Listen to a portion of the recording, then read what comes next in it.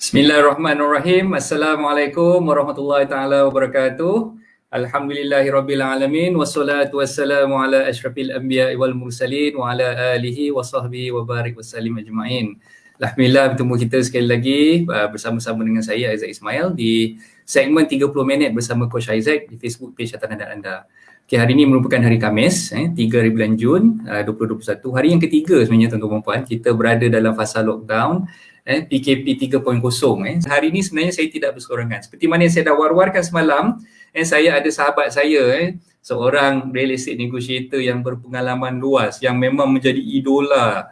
Idola semua kawan-kawan sahabat-sahabat Ren yang ada kat luar sana, bila tengok dia buat posting, bila tengok dia upkan dia punya status dekat Facebook, semua orang macam wah hebatlah Ren ni. Setiap hari boleh katakan dia bagi posting-posting dekat dalam Facebook. Dia ada je listing yang dia dapat close, ada je listing yang dia dapat kata apa buyer dan sebagainya. Dan pagi ni sebenarnya kita berasa cukup bertuah. Saya sendiri rasa bertuah sebab saya rasa susah juga nak approach, nak dapatkan dia punya kata apa pengesahan untuk bersama-sama dengan saya pada pagi ni. Jadi kita berasa cukup-cukup beruntung pagi ni sebab beliau sudi bersama-sama dengan Hartanah dan Anda untuk berkongsi pengalaman dengan kita semua, macam mana cara dia berurusan dan sebagainya. So itulah saya terpanggil untuk kata apa jemput sahabat saya ni. Okey, kita keluarkan muka dia sekejap, mungkin ramai yang dah kenal dia.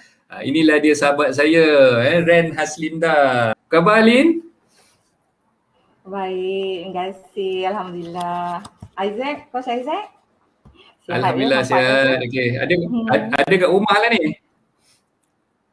Lin pun ada kat rumah juga. Alhamdulillah. Coach Isaac hari ni.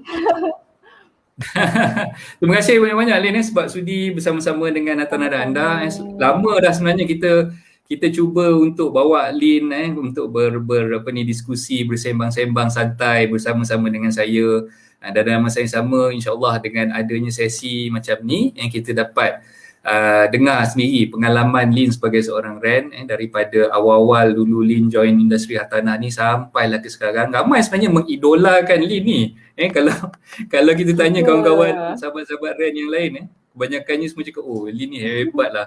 Boleh katakan apa ni, setiap minggu ada je rumah yang dia dapat close dan sebagainya kan. Okay, so pagi ni tuan-tuan perempuan boleh terus ajukan apa-apa soalan ke apa-apa pertanyaan yang ingin diajukan kepada Lin, boleh masukkan ruangan komen dan insyaAllah kita akan cuba belajar sesuatu daripada pengalaman Lin sendiri. Dan bagi tuan-tuan perempuan yang mungkin berhasrat untuk membeli rumah ataupun nak menjual rumah, nak berurusan dengan ejen hartanah berdaftar, so pagi ni kita akan bagi sedikit sebanyak perkongsian berkenaan dengan kenapa tuan-tuan perempuan perlu berurusan dengan real estate negotiator ataupun ejen hartanah yang berdaftar dengan lembaga penilai pentaksir ejen hartanah dan pengurus harta.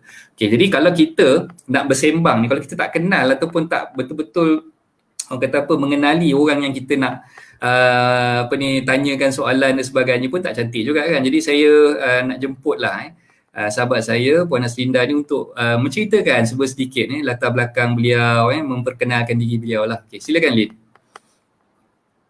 Okey, bismillahirrahmanirrahim. Assalamualaikum semua. Alhamdulillah, terima kasih Coach Isaac bukan sebab bagi kesempatan lah pagi ni untuk sharing. Topik ni memang sangat menarik lah. Okey, pertama kali saya kenalkan diri saya, Haslinda binti Ahmad Razali. Okey, tahun ni adalah tahun kelima saya berada di dalam bidang hartanah. Maknanya saya join Ogos 2016 dan Alhamdulillah masih lagi aktif, masih lagi berkhidmat nak beri segala ni lah sebab saya suka dalam bidang ni. Okey, kalau nak terus cerita ke Azad ke atau macam mana? Okey, bila Lin cakap dah tahun 2016 mulakan orang kata apa Lin punya kerjaya dalam bidang perundingan hartanah. Kalau boleh mungkin Lin boleh ceritakan kepada mereka awal-awal masa Lin join tu, sebelum Lin join jadi Ren ni, Lin sebenarnya latar belakang Lin sebagai apa ketika tu? Okey. Saya sebenarnya bekerja di sektor perbankan lah. So jawatan saya adalah di M-Bank masa tu. So saya dah BSS, saya relax kejap. Dalam masa yang sama saya buat nak cuba bidang sale lah. Saya buat saya buat etika takaful, tapi dalam masa yang sama orang asyik tanya saya, Haslinda tak jual rumah ke? Ada rumah tu rumah. Jadi orang asyik tanya saya pasal rumah. Jadi terdetik hati saya nak tengok bidang ni bagaimana. Jadi saya terus saja bila orang tanya pasal rumah dan saya ada tengok beberapa aktiviti ejen hartanah, so jadi saya sangat tertarik dan saya terus saja pergi berdaftar di bawah agensi berdaftar. So masa tu nilai MPR, nilai property security, dan terus saja saya terus ambil NCC. So saya ada rentek lah masa tu. Maknanya pengalaman saya untuk menjadi ejen yang tidak berdaftar tu tak ada lah. Maknanya terus saja berdaftar. Okey, tahniah banyak-banyak apa ni diucapkan. Dan sekarang saya okey, dalam apa perkongsian Lin tadi. So Lin dah ceritakan tentang kata apa pengalaman Lin asalnya dulu bukan dalam bidang sales, lebih kepada bidang perbankan, dan mungkin ramai di kalangan penonton-penonton yang baru je mengikuti rancangan ni yang baru berhasrat untuk berjinak menjadi seorang pejuang hartanah, menjadi seorang REN, real estate negotiator.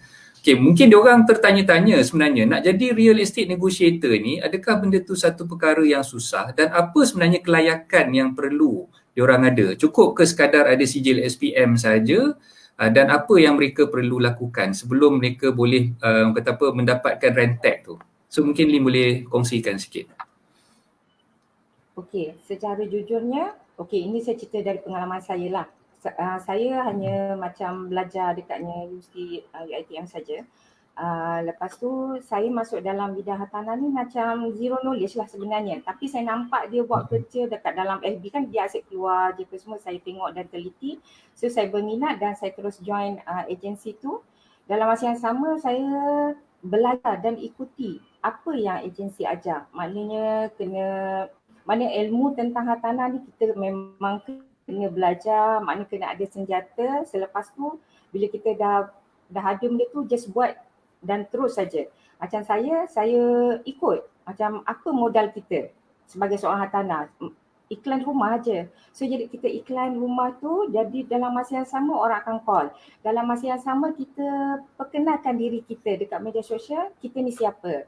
Maknanya marketing diri tu penting lah, kena branding diri. Jadi kepada yang rasa macam saya, permulaan saya rasa macam sangat senang. Saya tak rasa hartanah tu susah bagi saya. Sebab contoh saya mungkin dapat lead daripada banner. Saya dah dapat saya perkenalkan diri dalam WhatsApp taman masa tu. Jadi dia kata dia suruh saya jual rumah, letak banner, saya dah letak banner. Dalam masa 2 minggu saya boleh close benda tu. Jadi dia sangat cepat. Jadi bila saya close tu, dia macam semangat untuk saya terus berjuang dalam bidang hartanah ni. Dalam masa yang sama saya belajar lah. Sebab masa mula-mula tu banyak juga saya belajar. Contoh tentang low cost, property yang under liquidator. Masa tu kan macam terlalu banyak yang ilmu yang saya pelajari. Tapi saya tak pernah rasa macam benda tu satu halangan. Sebab bila benda macam ni kita memang kena buat lah. Saya bagi orang yang pertama kali nak join hartanah ni memang kena cari ilmu dulu, hati kena kental, dan bagi saya pengorbanan masa pun perlu juga. Sebab selama ni Sabtu Ahad kita relax, tapi Sabtu Ahad tu lah adalah waktu kerja kita. Kalau kita boleh berkorban masa untuk ini, insya-Allah kita boleh buat. Dan masa kita pun lebih banyak tengok phone, tengok laptop sebab kita perlu update, nak up listing dan update klien. Kalau boleh buat benda tu, saya percayalah. Saya rasa benda tu akan jadi satu makanan kita lah, just macam senang lah. Itu je. Okay. Right, so apa ni, bila dah dengar Lin kongsikan tadi berkenaan dengan kata apa sejarah macam mana Lin boleh join industri ni, boleh berjaya dalam industri ni dengan komitmen dan juga dengan semangat yang Lin sendiri perlu perjuangkan untuk diri sendiri, dan kita perlu kekalkan momentum ataupun perlu istiqomah dalam apa yang kita perjuangkan tu tadi.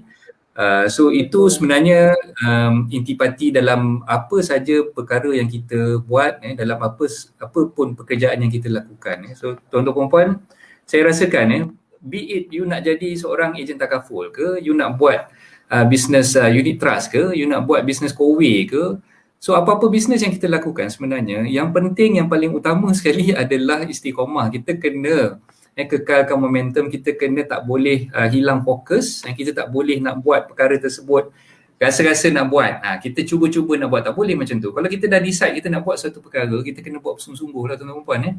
So macam yang Lin beritahu tadi, bukannya daripada awal tu masuk-masuk je industri ni terus dapat listing, masuk-masuk je industri ni Lin terus boleh close dan sebagainya. Tak, dia memerlukan orang kata apa, pengorbanan dari segi masa, dari segi orang kata apa, modal, so dari segi macam mana kita nak servis kita punya klien dan sebagainya. So inilah antara perkara-perkara yang tuan-tuan perempuan sebagai seorang pejuang hartanah perlu fahami.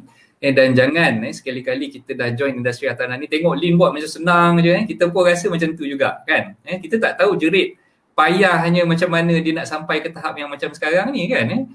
So kalau tuan-tuan perempuan yang baru je berjinak dalam industri ni, so saya nasihatkan, saya syorkan, teruskan aktiviti untuk memberi maklumat, menyampaikan maklumat, menceritakan kepada publik dengan media sosial yang tuan-tuan perempuan ada. Siapa yang dah ada akaun Facebook boleh gunakan, dah ada Instagram boleh gunakan, dah ada YouTube channel boleh gunakan. Siapa yang tak ada lagi boleh mulakan sekarang.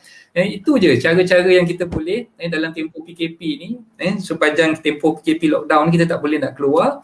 Jadi meriahkan kita punya Facebook page, kita penuhkan dengan maklumat. Bukan sekadar kita meletakkan kita punya listing semata-mata. Kita kena pastikan yang kita menyampaikan maklumat, yang kita outreach pada masyarakat, kita memperkenalkan diri kita supaya mereka tahu. Mereka tahu sebenarnya kita ni adalah seorang perunding hartanah yang berdaftar dan kita ada yang menawarkan perkhidmatan tertentu pada mereka. Itu yang sepatutnya lah. Dan okey, tadi kita dah dengar nak jadi seorang ejen hartanah ni sebenarnya satu itulah istiqamah dan juga kita perlu orang kata apa, rajin lah. Itu yang dari segi datang daripada diri kita sendiri. Okay? Dari segi teknikalnya, nak jadi seorang perunding hartanah kita perlu mendapatkan ataupun berdaftar dengan agensi hartanah yang berdaftar di bawah Lembaga Penilai Pentaksir Ejen Hartanah dan Pengurus Harta. Okay, seperti mana yang tuan-tuan perempuan sedia maklum, ejen hartanah ataupun REN ni, Real Estate Negotiator ni, dia akan diberikan RENTAG. Okay, Lin boleh tunjukkan tak RENTAG tu pada dia orang? Mungkin ada yang tak pernah tengok RENTAG tu kan. Macam tu. Dekatkan sikit dekat kamera, nampak sikit tu. Okey. Mana kamera Lin? Okey.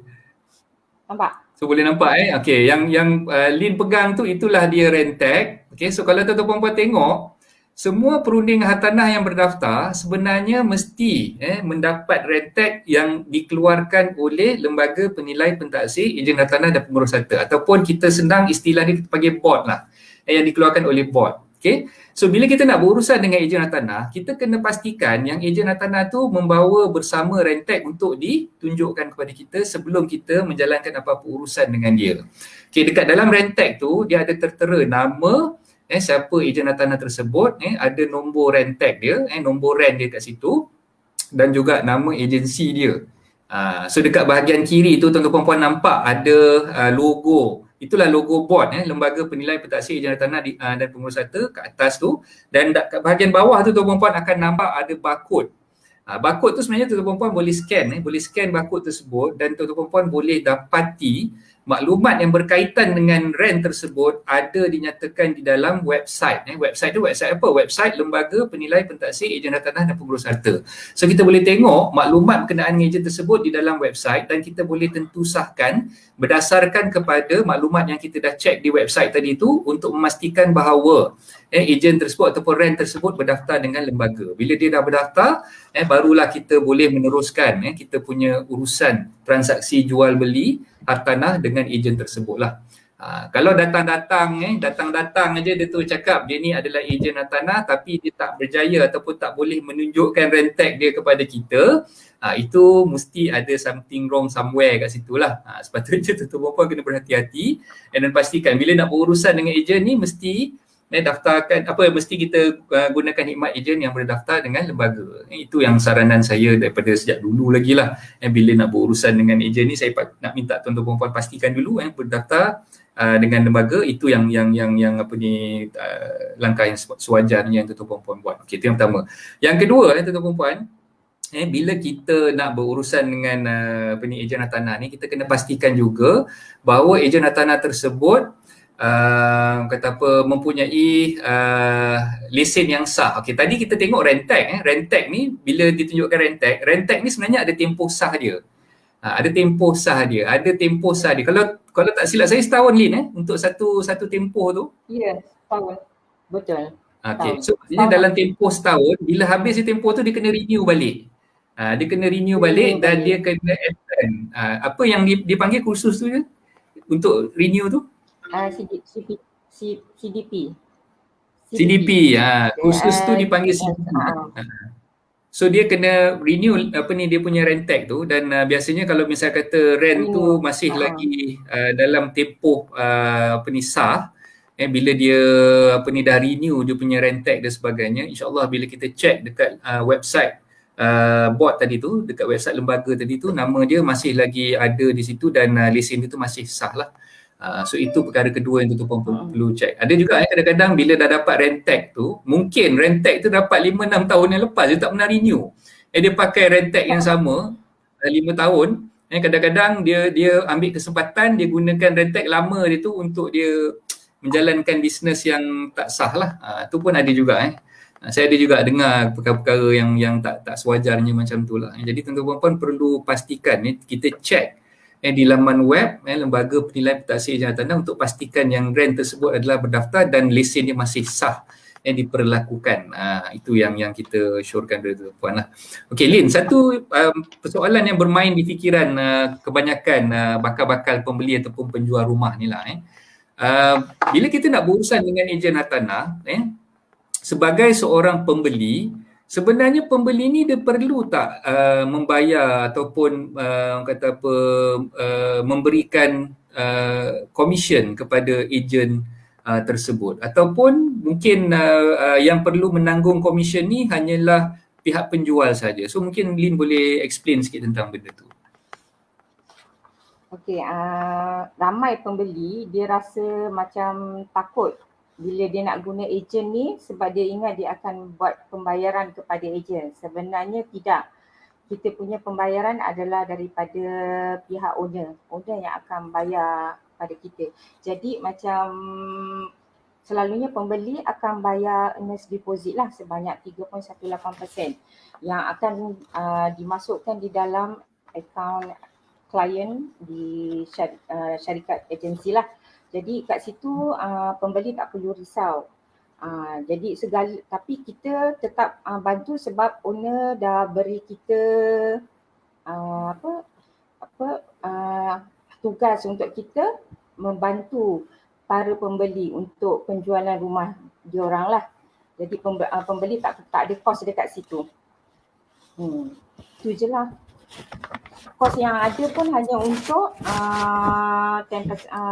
lain-lain bayaran government dengan juga 10% deposit je. Itu saja yang diorang perlu keluarkan. Diorang tak perlu risau untuk bayaran ejen. Jangan risau kat situ. Maknanya berbeza dengan yang individu yang tidak berdaftar dengan tidak berdaftar, dia mungkin ambil bayaran tu tapi kita tak tahu dia bayar pada owner ataupun dia masuk individu sendiri punya account. So lepas tu bila tak jadi deal tu atau loan tak lulus, bila kita nak dapatkan balik dia mungkin dah hilang daripada radar. Jadi kat situ pun dia dah sangat rugi. Itu je lah. Kalau macam dengan kita tak ada masalah. Kalau dia dah bayar deposit, kita proses loan dia. Dan kalau loan dia tak lulus ataupun dia dapat daripada rendah daripada apa yang dia nak, dia punya margin tu, so kita boleh refund lah kalau dia tak teruskan. So kita at least kita ada black and white dekat situ. Pembeli tak perlu takut lah sebab kita ada form.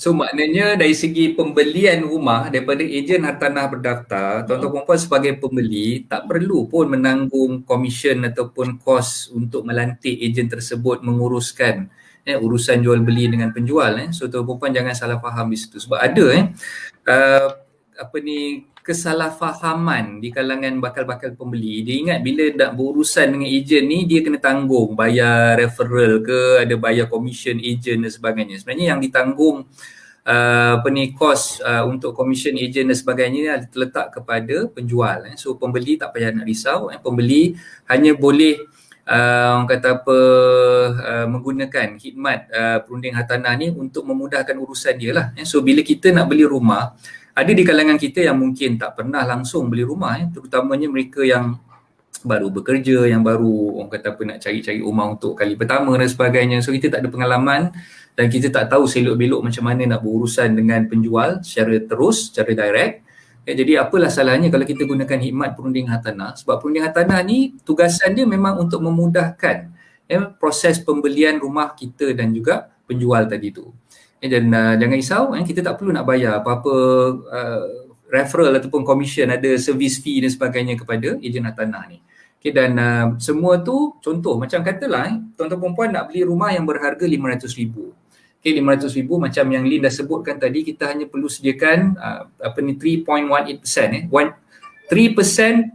plus 0.18, so tu jadi 3.18%. Kenapa jadi 3.18%? Sebab 0.18% tu adalah SST SST yang perlu dibayar oleh agensi kepada kerajaan. Tapi ada juga setengah agensi yang tidak mengenakan SST, ada yang solidly dia charge 3% saja ada. Tak kisahlah yang ada SST ke yang tak ada SST ke, sebenarnya bayaran yang kita bayar itu yang kita panggil sebagai earnest deposit ataupun wang cengkeram yang perlu dibayar untuk memuktamadkan booking ataupun kesediaan kita untuk membeli ataupun book rumah tersebut lah. Sebagai contoh, katalah tadi saya dah sebutkan RM500,000 harga jual belinya, jadi kita sediakan 3%. So kita round up figure dia senang, 3% je kan. So 3% kita dah sediakan, kita bayar kepada agensi. Bayar kepada agensi. Pastikan kalau katalah kita buat transfer secara online ataupun kita buat bank in deposit tu secara cash di mesin cash deposit machine, bila kita key in je nombor akaun tersebut, yang keluar dekat skrin kita tu adalah nombor akaun untuk syarikat agensi tersebut, bukannya nama individu. So itu yang kita perlu pastikan. Kalau kita buat cek tak ada masalah lah, sebab cek kita tulis cek tersebut. Katalah Lin dengan MN Associates kan, so kita tulis MN Associates Sdn Bhd kan. So mungkin ada sahabat-sahabat yang dengan Ziyad Property Consultant, so tulis Ziyad Property Consultant Sdn Bhd. So itulah nama syarikat yang kita perlu tuliskan. Dan bila kita nak berurusan dengan perundingan tanah ni, kita pastikan yang 3% ataupun 3.18% daripada harga jual beli tersebut yang kita bayar untuk booking rumah yang kita nak beli tadi tu dibuat atas nama syarikat agensi hartanah tersebut. So itu yang pertama. Yang kedua, tuan-tuan perempuan tak perlu risau juga sebab 3% ataupun 3.18% yang dah dibayar ni tadi sebenarnya bukannya hangus begitu saja kalau berlaku masalah di kalangan tuan-tuan perempuan sebagai pembeli sekiranya loan tu tak lulus. So sebab kita faham bila kita dah submit je loan application kepada pihak bank, mula-mula tadi kita dah sign booking form, kita akan sign booking form yang telah pun what we call persetujui oleh pihak penjual dengan kita. Katalah tadi harga dah dimuktamadkan RM500,000, so kita dah sign booking form dengan penjual tadi, rent pun dah sign sebagai saksi di booking form tersebut, dan penjual pun dah menandatangani booking tersebut. Bila kita dah sign aja booking form tersebut menghendaki kita untuk membayar 3% ataupun 3.18% earnest deposit. Di dalam booking form tersebut selalunya ada dinyatakan bahawa sekiranya berlaku masalah, loan yang dibuat oleh pihak pembeli tidak diluluskan oleh pihak bank, ataupun loan yang diluluskan oleh pihak bank tidak sampai ke tahap yang diminta ataupun yang diperlukan oleh pihak pembeli tadi. Contoh, katalah pembeli tadi dia berhajat untuk dapatkan 90% financing, tiba-tiba loan yang diluluskan cuma 80% sahaja. So itu boleh menjadikan alasan ataupun boleh dijadikan sebab untuk tuan-tuan perempuan membatalkan booking yang dah dibayar dan pihak agensi perlu memulangkan ataupun refund balik duit earnest deposit, duit booking yang tuan-tuan perempuan dah bayar tadi sebanyak 3% ataupun 3.18% kembali kepada tuan-tuan perempuan sebagai pembeli. Sebab tu kita jangan risau, tak payah nak takut-takut lah. Bila kita buat bayaran kepada agensi hartanah, agensi hartanah tersebut akan memegang duit tersebut sebagai pemegang amanah ataupun istilah dalam undang-undang kita panggil dia sebagai stakeholder. Sebagai stakeholder. So itu yang kita kena pastikan lah bila kita nak buat payment untuk earnest deposit ataupun untuk wang cengkeram tersebut, kita bayar kepada agensi hartanah. Okay? So itu sikit sebanyak apa yang saya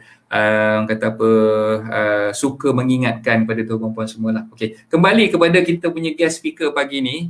Okay, Lin, kalau tak keberatan lah, Lin boleh ceritakan pengalaman Lin. Ramai adik-adik Ren-Ren yang tengah tengok, yang baru-baru nak join industri hartanah ni kan. Dia tengok Lin punya closing every week ada. Viewing boleh kata dengan tiap-tiap hari. Dulu sebelum PKP saya tengok, Lin ni dahsyat tu, tiap-tiap hari ada je viewing. Dia pergi sana pergi sini. Dah lah dia orang kata apa, seorang-seorang dia je kan. tak ada ni kan. So mungkin ramai nak tahu lah macam mana Lin boleh dapat listing banyak-banyak tu dan daripada mana sebenarnya datangnya listing-listing tu. Okay, mungkin Lin boleh share kepada diorang. Okay. Alhamdulillah ada rezeki viewing. Kadang-kadang saya fikirkan Sabtu Ahad je. Tapi tak sangka pula hari biasa ada je orang nak tengok rumah. Macam saya dah memang full time, jadi ini orang kata satu kelebihan lah untuk saya. Maknanya saya on je. Bila owner atau penyewa kata okey, kita teruskan. Okey, untuk dapatkan aktiviti saya selalu pesan kalau boleh setiap minggu memang kita nak kena ada maknanya setiap minggu kena penuh. Maknanya 2, 4 dan 8 tu sekurang-kurangnya 8 viewing kita kena ada. Jadi bila ada 8 viewing tu sekurang-kurangnya mungkin 2 atau 1 insyaAllah ada close. Okey. Macam mana saya dapatkan listing? Okey, dekat dalam mudah saya kena displaykan diri sebenarnya benda ni.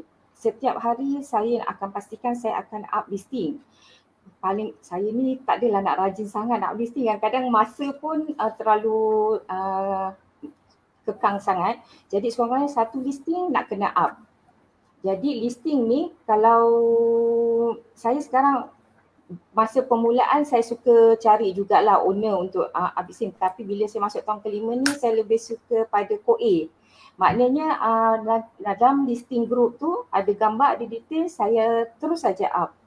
So maknanya saya tak kisah, saya boleh up listing KOA setiap hari dan dalam masa yang sama bila ada lead terus sajalah saya akan terus buat viewing. Jadi maknanya apa-apa hal pun jangan berhenti iklan listing. Itu je. Selebihnya saya banyak juga networking. Kadang-kadang kita dekat dalam grup, saya tetap juga perkenalkan diri saya di grup taman ataupun sekarang kita kan ada reunion, lepas tu kawan-kawan apa semua, ada yang nak cari rumah, ada yang nak jual rumah. So kita sentiasa jangan berhenti untuk membagi tahu yang kita ni adalah ejen hartanah. Kita bagi kad. Selalunya saya dapat macam orang tak lari tau kalau kita mengenalkan diri kita sebagai seorang ejen hartanah. Itu yang bestnya. Orang akan simpan kad kita, maknanya dia dalam, dan jangan berhenti juga buat marketing lah. Macam saya sentiasa up saya punya viewing, kadang-kadang saya pun tak tahu, kadang-kadang ada aktiviti saya suka juga. Kenapa ada aktiviti viewing tu? Sebab sekurang-kurangnya saya boleh bantu dia walaupun dia kata yang dia tak suka unit ni, so kita bantu pula unit yang lain. Jadi orang tengok servis kita. Yang penting kita kena jaga servis kita juga. Sebab apa? Bila kita jaga ni, dia akan recommendkan kita juga kepada yang lain. Sedangkan itu yang jadi saya ada listing. Maknanya dia akan recommendkan saya. Macam contoh yang terbaru ni, sebelum ni Serin Heights, contoh saya dah hampir jual 4 unit. Semuanya daripada okey, saya dah beli rumah ni. So kawan-kawan pun akan kenalkan juga. So dia orang pun pakat nak beli rumah dekat Serin Heights. So dia orang kata ejen ni boleh bantu. So itu satu. Ya bagi saya memang semua kena jagalah. Uh, jangan berhenti untuk orang kata marketing diri lah. Itu je. Hmm. Nak Lepas dapat tu, sekarang ni macam apa dia Azad? silakan teruskan. Okey, saya macam okey. Baru-baru ni saya close Puncak Sawyana. Isaac tahu kan, sebenarnya saya tak jumpa lagi owner ni, tapi dia nampak saya dekat dalam FB sebab dia up, dia kata Hashinda, saya nak puan jualkan rumah saya kat sini. Dia dah keluar daripada kawasan, so saya cakap boleh je, tapi dalam masa tak sampai kot, tak sampai 10 hari saya dapat jualkan lah. So case tu dalam proses untuk loan lah. So jadi macam orang Alhamdulillah. owner akan cari, sebenarnya owner akan cari agent yang aktif sebenarnya. Ini satu kelebihan lah sebab diorang nak cepat, nak rumah jual cepat, apalagi dalam keadaan PKP seperti ni, diorang mungkin perlu lupuskan beberapa aset untuk mengurangkan komitmen. Jadi dia akan mencari ejen ni. Jangan risau. Bagi saya kalau orang cakap dia nak asyik apa semua, tak. Jangan risau pasal orang lain. Saya up saja design, kita fokus diri kita. Kita mampu, kita boleh buat. InsyaAllah. Itu je. Okay, terima kasih banyak-banyak atas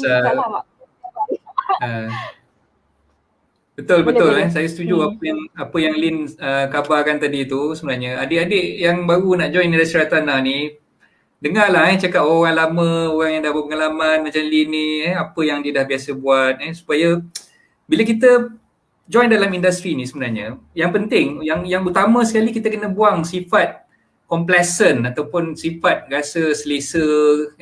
So mungkin dulu those yang mungkin buat kerja perundingan hartanah ni sebagai kerja part time, tak salah sebenarnya, dah buat part time boleh. Tapi kebanyakan mereka yang buat part time ni, dia masih lagi rasa complacent, rasa macam dia nak buat tu kejap nak, kejap tak nak. Sebab tu ramai di kalangan kita yang mana yang saya banyak bersembang dengan kawan-kawan prinsipal beragensi kan, yang dah join industri hartanah ni, yang kita dah bagi dia orang rentek, yang diorang ni awal-awal dulu berkobar-kobar nak join industri hartanah ni, nak jadi pejuang hartanah, nak dapat jual, close sale gitu gini apa semua kan. Tapi end up lepas 3-4 bulan terus senyap. Terus tak ada aktiviti. Apa punca yang jadi macam tu? Sebabkan diorang buat benda tu sebab sekadar nak cuba-cuba. Tu jadi masalah tu. So bila kita dah join apa-apa industri sekalipun, dalam bidang hartanah ke, bidang takaful ke, unit trust ke, tak boleh tuan-tuan, kita main cuba-cuba. Kita kena buat betul-betul. Letakkan komitmen kita kat situ. Kalau katalah kita nak letakkan diri kita dalam masa 3 bulan tu nak capai certain target dan sebagainya. Ini awal-awal tahun dulu, berkobar-kobar. Letak, tahun ni aku mesti pastikan aku kena jual 20 buah rumah. 1 bulan kurang-kurangnya 2 biji rumah. Okay, so bila prinsipal dah bagi semangat apa semua, mula-mula bersemangat lah.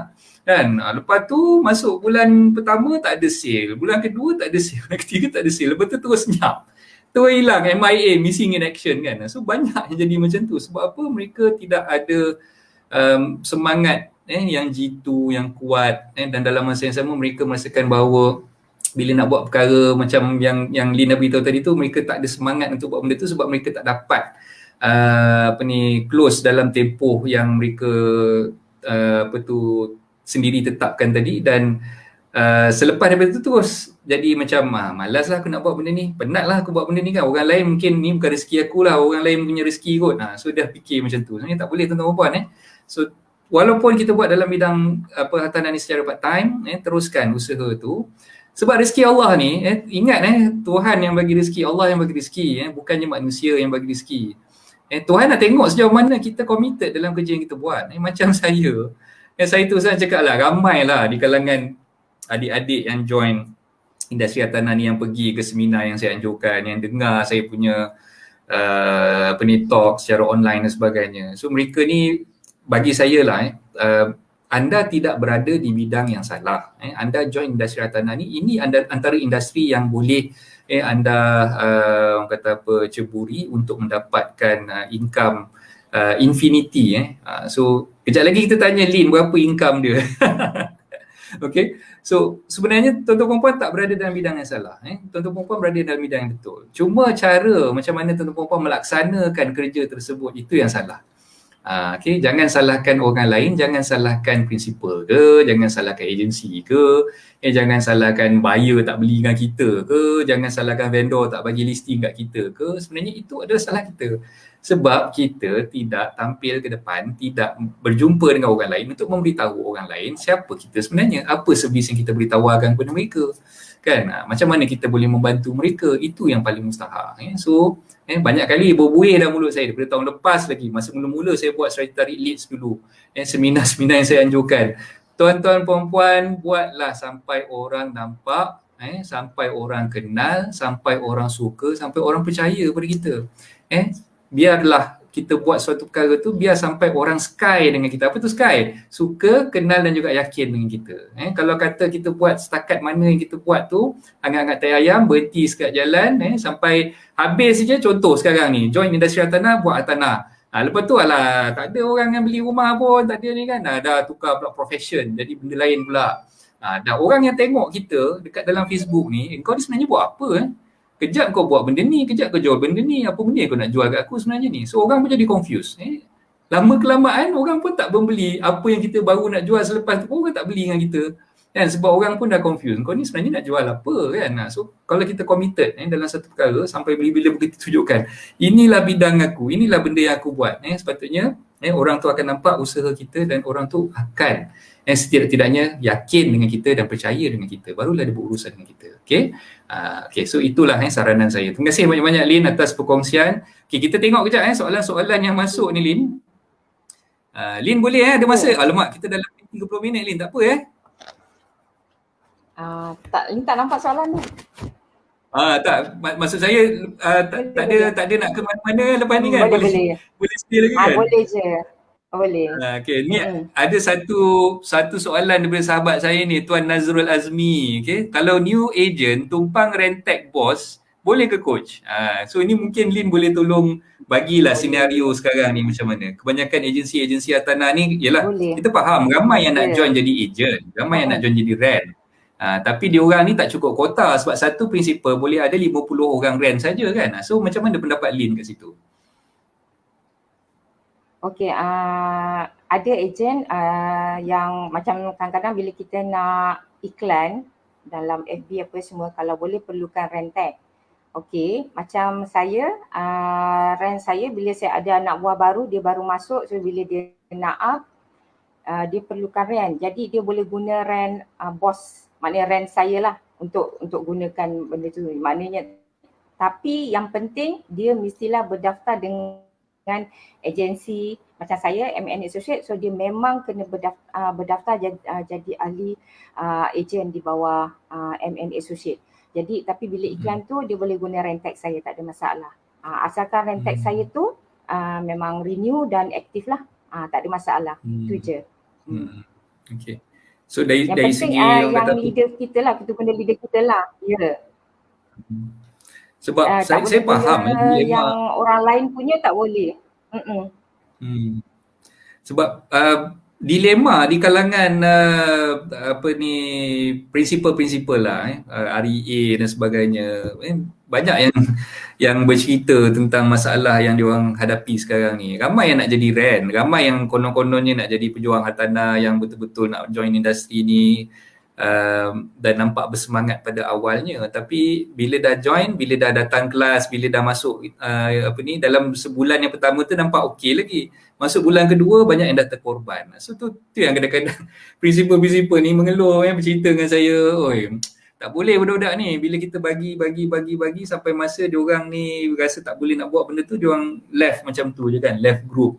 Dia punya impact dekat situ boleh nampak lah. Sebab tu saya tak salahkan diorang bila diorang tak boleh nak bagi rent tag seorang satu pada bakal-bakal rent yang nak join industri ni. Tapi itulah bagi saya komitmen tu, komitmen masing-masing dalam industri ni, nak dapatkan full komitmen daripada setiap ejen yang ada tu memang akan bermasalah. Tu yang dilema yang dihadapi oleh prinsipal-prinsipal dekat situ lah sebenarnya. Betul Okey, kejap. Ada satu lagi. Okey, Cik Alif ada tanya ni. Kalau dah lama tak renew Rentag, kalau nak renew lagi lepas beberapa tahun, boleh lagi ke? Nombor tag tu akan berubah ke nanti? Okey, silakan Lin. Mungkin Lin lebih faham dalam situasi ni. Tak, nombor tag tu akan tetap samalah.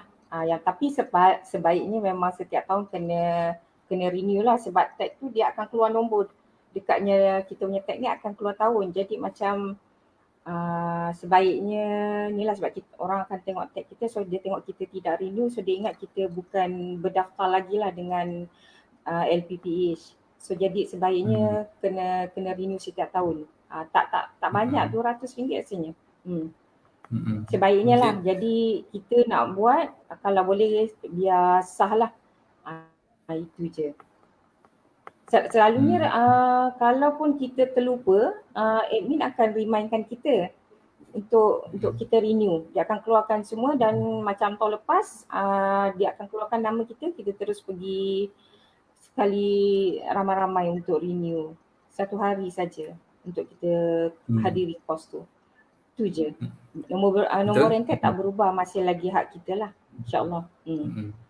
So nombor tu sama lah kan? Tak berubah. Kalau beberapa nombor tetap sama, tak berubah. Kalau tak renew tu, saya tak pasti sama ada kena denda atau tidak.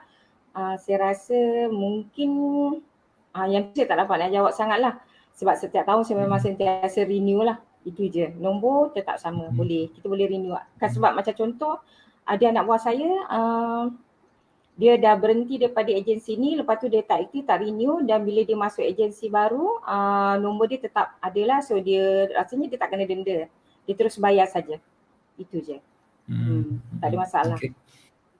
Terima kasih atas jawapan Lin tadi tu. Terima kasih Alif atas soalan tu. Okay, ada saranan daripada Tuan Zainul kat sini. RAN berdaftar ni biasanya ada network between agent, contohnya Muslim Group Negotiator, MGN, okay, yang ada lebih dari 5,000 ahli di dalamnya. Ini membolehkan RAN boleh berkongsi listing sesama agent dan percepatkan jualan. Yes, betul. Memang itulah antara kelebihan. Kelebihan jika tuan perempuan ingin menjual rumah dengan cepat. Biasanya bila kita lantik perunding hartanah ataupun real estate negotiator ni, RAN ni bukannya peram je listing tu seorang-seorang, dia akan sharekan listing tersebut kepada macam ni lah MGN dan sebagainya, ataupun di kalangan agensi dia sendiri. So itu yang membuatkan bakal-bakal pembeli yang berada di luar daripada group tu ataupun berada di luar daripada community tu boleh dapat maklumat tersebut dan mungkin rumah tersebut dapat dijual dengan lebih cepat lah. Itu kelebihan kalau misalnya kata kita gunakan khidmat perunding hartanah sebagai penjual lah.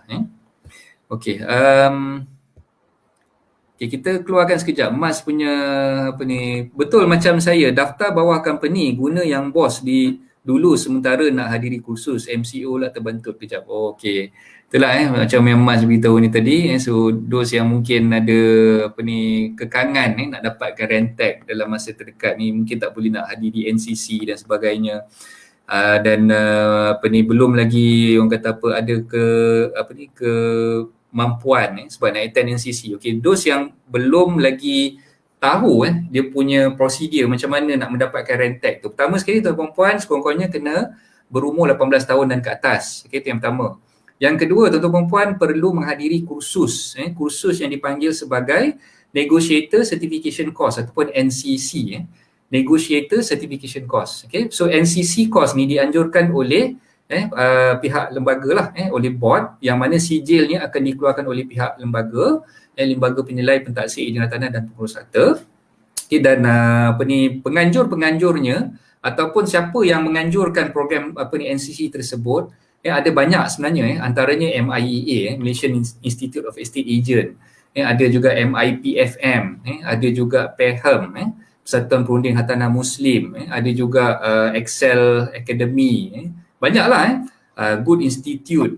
So saya ni lebih pula, patutnya Lin yang jawab, saya pula yang terangkan, walaupun saya seorang peguam, tapi saya dah kaji dah. Saya dah kaji dah semua benda ni sebab saya sendiri adalah salah seorang speaker, salah seorang daripada speaker yang memberi pendedahan kepada peserta-peserta NCC itu sendirilah. So ini antara badan-badan ataupun agensi yang membuat kursus NCC tersebut. Jadi tuan-tuan perempuan boleh daftarkan diri tuan-tuan perempuan. Kalau misal kata nak attend kursus NCC ni, dia perlukan modal sebanyak RM600. Daripada dulu sampai sekarang saya tak pernah dengar lagi kos tu dinaikkan. Sama je RM600 daripada dulu.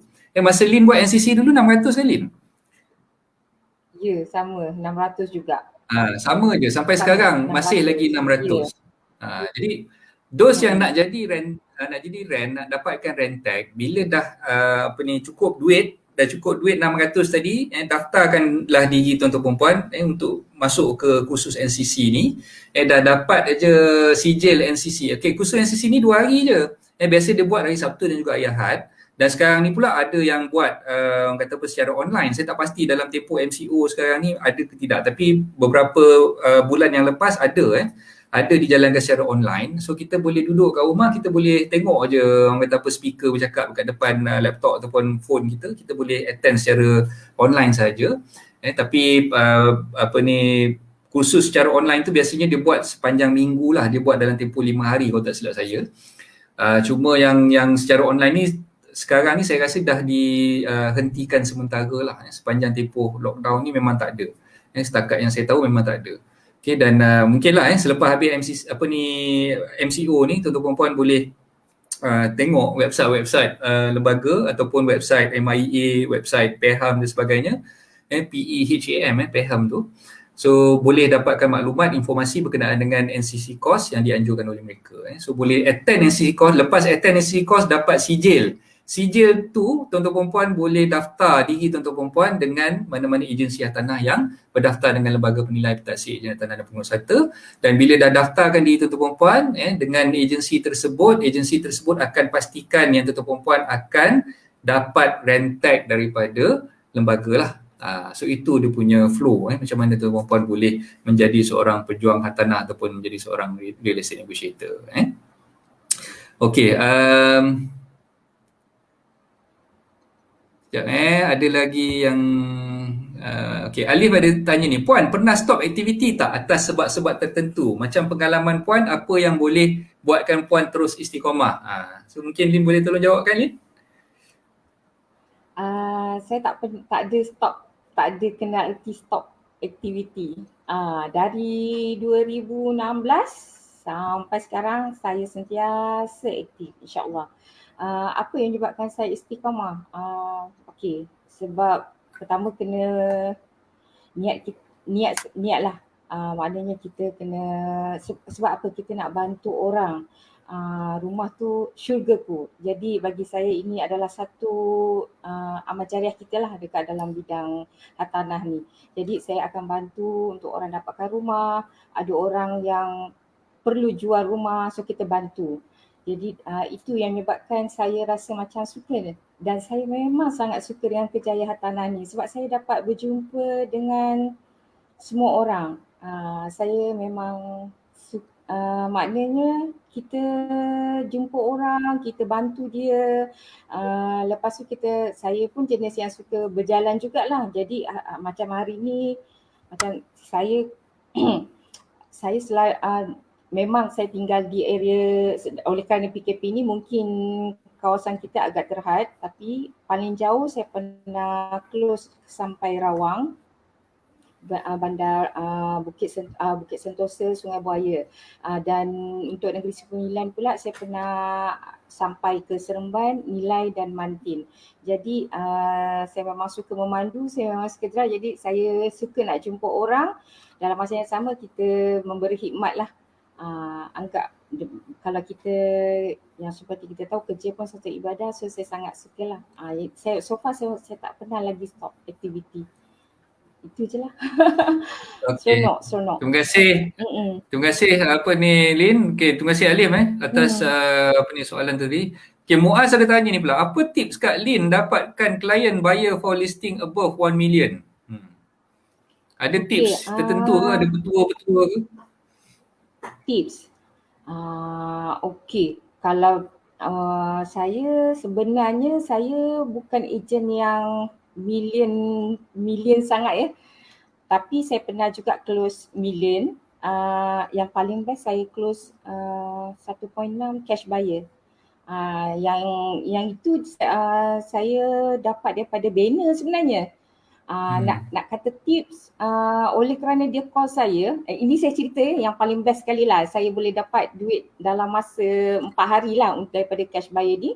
Dia call banner saya pukul 12. Tapi masa tu saya memang tak ada appointment. Okey, kepada rent ataupun rent baru, macam saya kalau misalnya satu hari tu tak ada aktiviti sekalipun, tapi saya selalu ready tau.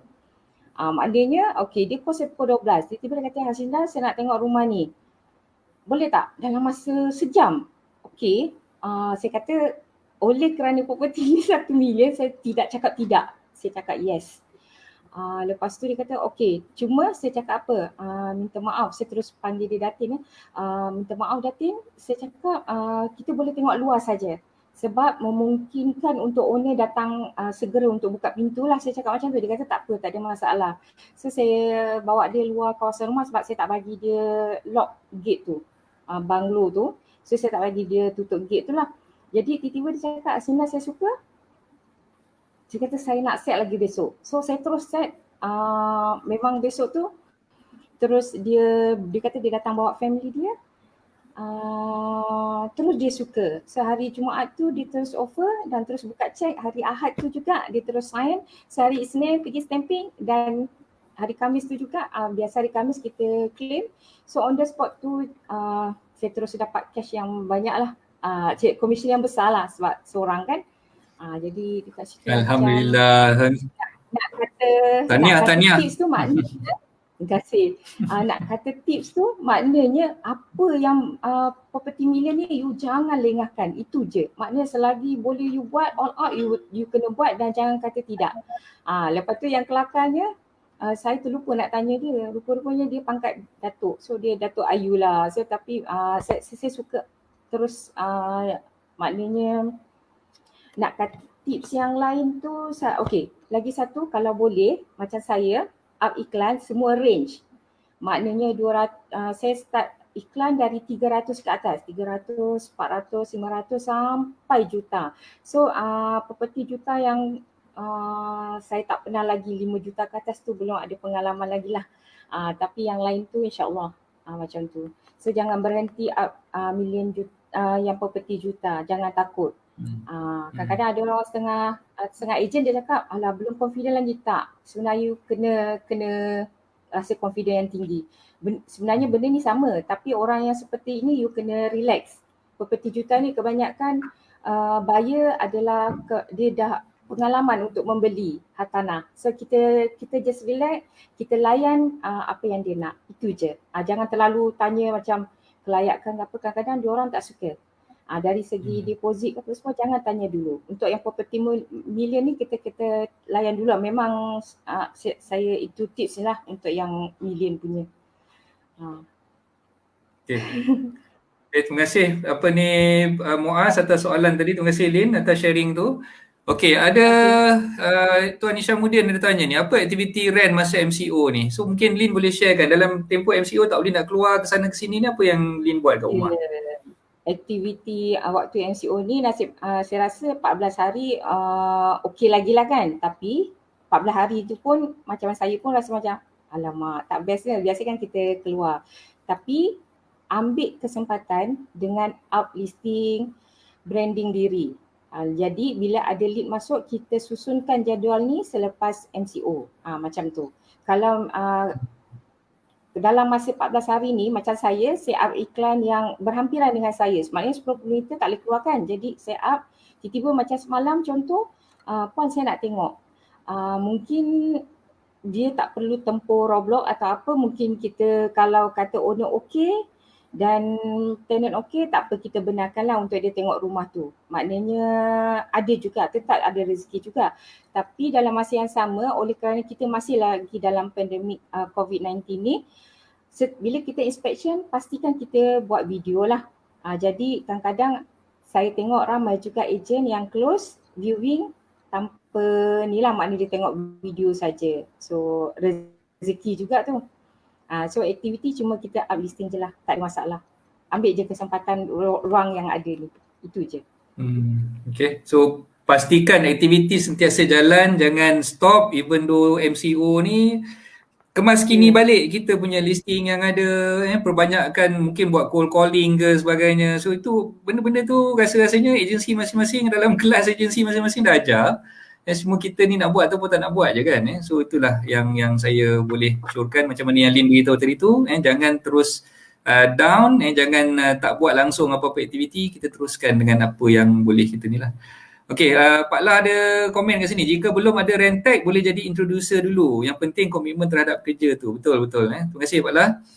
Okey, Pak La pun ada bagi summarization kat sini. Okey, so ini berdasarkan kepada apa yang Lin dah sharekan tadi, dah summarizekan. Okay, terima kasih Pak La, summary yang mantap kat situ. Okey, ada Puan Helmi kat sini. Assalamualaikum. Buat masa sekarang, ada mana-mana company yang buat kursus rent ke secara online? Saya rasa setakat ni belum ada lagi yang buat NCC course. Nanti saya akan upkan. Kalau saya ada jumpa Tuan Helmi, saya akan upkan dalam page Hartanah anda, mana-mana iklan ataupun mana-mana